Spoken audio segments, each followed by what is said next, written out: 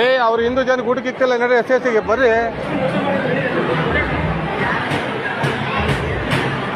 ಬರ್ರಿ ಬರ್ರಿ ಅವರು ಹಿಂದೂ ಜನ ಊಟಕ್ಕೆ ಇಕ್ಕಲ್ವಂತೆ ಬಾ ಬಾ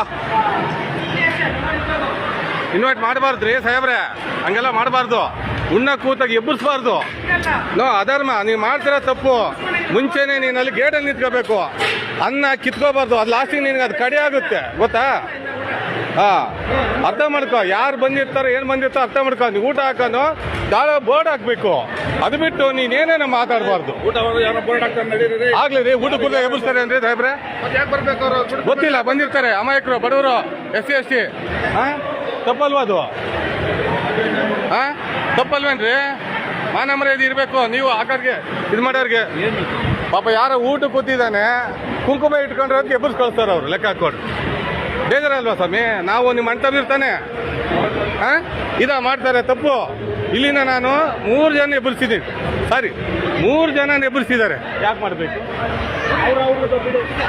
ಬಿಡಿ ನೀವು ಮಾತಾಡಬೇಡಿ ಅವರು ಆಯ್ತು ಓಕೆ ಆಯ್ತು ಓಕೆ